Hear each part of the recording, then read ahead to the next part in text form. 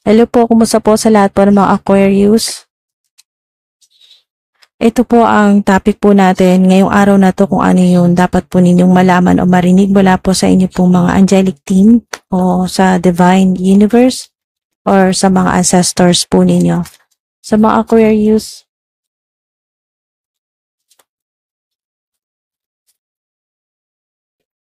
okay. Anong gustong sabihin sa'yo ng divine universe?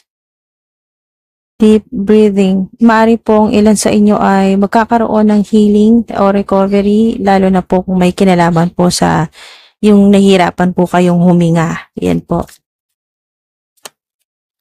Huwag ka mag-alala, magiging okay ka. Di ka pababayaan ng divine universe. Ayan o, yung connection mo sa divine universe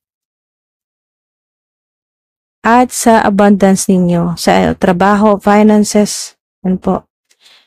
Abundance planning, napaka-importante. Kung ginagawa mo na yan, check ka na dyan, okay na yan, kasi nandito na. Ito yung sign na kung ano yung minamanifest mo ay matatanggap mo talaga, lalo na kung napaka-specific po na pag nagmamanifest po kayo ay talagang sinusulat nyo kung magkano yung kailangan mo, na parang, Divine Universe, kailangan ko ng 100,000 pesos. Yan po.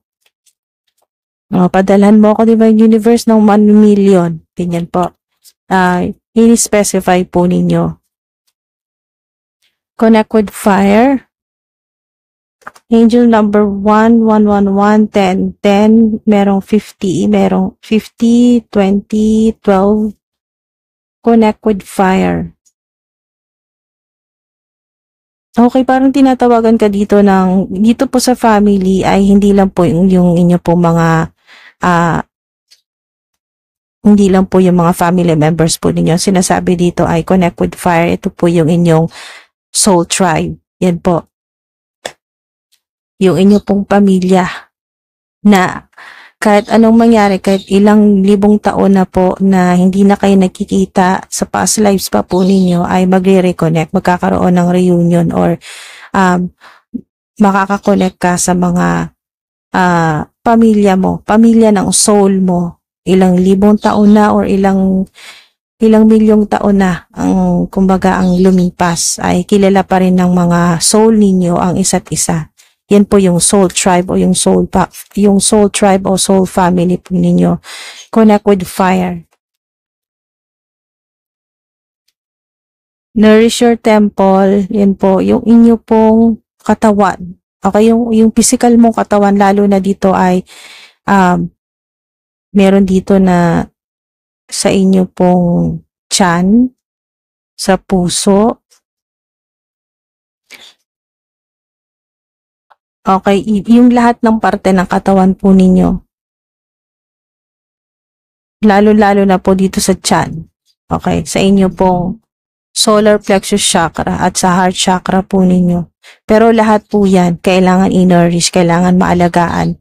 Maring edad mo to, 38 ka na or magta-38 ka. Nourish your temple. Yan, para sa healing, para sa sarili mo yan. Self-care. Maraming blessing ang darating, lalo na kung mas maalagaan mo ang sarili mo. Okay, may sinasabi dito mga ancestors mo na dahil nga po sa ang ugali po ninyo ay talagang may pagka-mother figure. Kahit po ano po yung inyong gender, no? Lalaki, babae, LGBTQIA+, nandun yung ugali mo na pangalagaan lahat, asikasuhin lahat, mahalin lahat, protektahan lahat ng mga nasa paligid mo o mga pinapahalagahan mo mga tao sa buhay mo. Yung ikaw yung nag-aalaga, maalaga ka talaga, ganun po. Pero ngayon na sinasabi dito, alagaan mo naman ang sarili mo, unahin mo naman ang sarili mo. Huwag kang mag-alala, magiging okay ka, hindi ka pinababayaan ng Divine Universe. Nourish your temple, napaka-importante ngayon yan, mga dude. Kung napanood mo to, ang paalala sa'yo ng mga ancestors mo at ng mga divine beings na nakaalalay sa'yo, nakaprotekta sa'yo, ay alagaan mo naman ang sarili mo, ang kalusugan mo. Ayan. At abundance ay tatalong. Ayan po. Tumalong siya dito banda sa finances. Okay, dito sa kaperahan mo. Yan, sa trabaho, sa finances. Kasama na rin po yung connections at sa travel po ninyo kasi kung abundance yan, walang limitasyon yan kung anong gusto mong gawin. May expansion, may biyahe, yan po, travel, lalo na po travel abroad or trabaho sa ibang bansa. Basta yan po ay sign po ito, confirmation na na-attract mo lahat, no? In any shape or form. Okay, comment nyo po, I attract abundance in all forms. Hindi lang to sa pera, lahat na po ito sa kalusugan, sa mga tao na kapareho mo. Yan po, sa mga tao na sabi nating like-minded people o pareho kayo ng mga gusto sa buhay. Yan po yung soul tribe, soul family. Yan, abundance sa lalo na sa pera dahil ito yung minamanifest mo. Pinaplano mo, yan o, abundance planning. Tama-tama, di ba, synchronize sa mga mensahe sa inyo. May abundance ka dyan. May abundance planning ka dyan. Ang one kasi ay new beginning sa inyo. Kaya huwag kang mag-alala. New chapter ng buhay mo na mas maganda, masagana na magaan sa pera. At sa lahat ng gusto mong ma-attract kasi at sa lahat ng gusto mong i-manifest kasi ang abundance ay lahat na po yan. In all forms, in any shape or forms.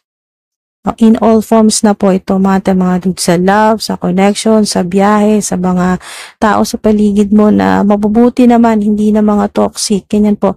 Sa abundance, mga dude. At unang-una na dito yung abundance sa material na bagay, pera. Yan po, yung minamanifest mo. Yun yung mga pinaplano mo na maging magaan naman ang flow ng pera sa buhay mo. Pero yun nga, alagaan mo muna ang sarili mo at biglang tatalon ang, di ba, alagaan mo muna yung kanina habang sinashuffle ko to, mensahe sa inyo ay pinapaalala ng mga ancestors mo, ng mga divine beings, sa mga angelic team mo na lalo na ng divine universe na walang problema anytime babagsakan ka ng abundance, di ba, bigla siyang tumalon dito sa finances at sa work. Ito banda tumalon itong abundance. So, walang problema. Basta ang unang-una dito ay alagaan mo ang sarili mo. Nourish your temple o alagaan mo ang sarili mo. Unahin mo ang sarili mo. At magiging okay lahat. Yan po. Anytime tatalo ng abundance sa'yo, hindi mo inaasahan. Dito yan sa finances, sa work mo. At syempre, dahil nga sa na-attract mo ng lahat, magiging maayos lahat, abundance sa lahat ng aspeto, edi kasama na rin to. Kung interesado ka sa pagto-travel, yan po, biyahe, bakasyon, pleasure, connections din po. Ang connections, hindi lang naman ito sa business or sa kung ano yung trabaho po ninyo or yung expansion po sa negosyo o sa collaborations o partnerships. Yan po, connection sa inyo pong social media platform. Kung meron po kayong social media platform sa mga public influencers, yan po, kung meron po kayong negosyo sa internet, ganyan po. Or kung ano man po ito na may connections sa pag-ibig, yan po, sa love life at sa career po ninyo. Abundance yan, mga dude. Wow. Mensahe po para sa mga Aquarius. You'll be happy you did. Wow. Diba? You'll be happy you did na inuna mo naman ang sarili mong alagaan. Yan o. Nourish your temple, nourish yourself. Yan po, self-care yan. Healing, nandyan na po. So, self-care, unang-una. At magiging maayos lahat. Basta inuna mo yung sarili mo. Alagaan. You'll be happy you did. Diba? Yung confirmation. Maraming salamat po, angelic team, sa inyo pong mga divine messages. Wow. Yan po yung kailangan ninyong malaman ngayon o marinig, kaya napadaan ka dito. Hindi nagkataon lang na naklik mo tong video na to kahit po hindi nyo sinasadyang naklik tong video na to. Yan po talaga ay nakalaan na malaman o marinig po ninyo yung abundance na yan para sa iyo yan. Okay. So may pahabol po. May pahabol dito na 3 cards. Holy Angels, Holy Spirits, hala. Wow. O, diba? Star, diba? Yan po ay lalo na sa may mga social media platforms, may mag-viral o talagang wow, sisikat or kikita ng malaki yung inyo pong channel, yung social media platform po ninyo. Nandito yung public recognition, nandito rin po yung healing kasi itong star ay sa healing din po yan, no, sa kalusugan po ninyo. Healing, mga opportunities, yan po, renewal ng inyo pong, pwedeng sa renewal ng inyo pong marriage o yung renewal ng kontrata naman po ninyo sa abroad, yan po, or sa trabaho po ninyo, renewal dito sa finances, sa work po ninyo yan. Or ito po yung may mga kailangan kayong asikasuhin dahil mga dokumento ito para sa bagong bahay. Yan po. Dito yung hope, healing, rejuvenation. Yan po, rejuvenation, or sa mga nagmamanifest naman po ng major glow up naman po sa physical ninyong katawan, sa physical ninyong itsura. Yan po, major glow up. At unexpected help kasi nga, andito yung mga destiny helpers o yung inyong soul tribe. Yung mga kakampi mo, alliance, yan po. Mga dude. Paiinitin ang buhay mo na matagal nang sobrang malamig. Okay, ikaw nang bahala kung anong pagkakaunawa mo daw po dito. Kasi talagang kumukonekta sa'yo ang fire energy ng mga ancestors mo, ng mga destiny helpers o ng soul family mo. Nandito na sila. Wow. Para tulungan ka. Ayan yung unexpected help dito. So may pahabol pa kasi 3 daw po ito. So 2 pa. Oops, tumalon to Tumalon dito banda dito po sa finances, sa work. So maraming mga options, maraming mga offer na darating sa inyo, hindi mo inaasahan yan. Sa work po ninyo, sa finances. Yan po, mga dude. Yan. Diba? Dito rin siya bumagsak sa planning. Okay, dito rin po siya bumagsak sa abundance planning kasi ito yung goals mo Yan po Huwag kang mawala ng pag-asa, yung mga goals mo, kung ano yung mga sinulat mo. Yan po ay mangyayari yan. Magmamanifest yan. Divine timing lang talaga kasi nandito yung love of life, ito, yung sa love life po ninyo.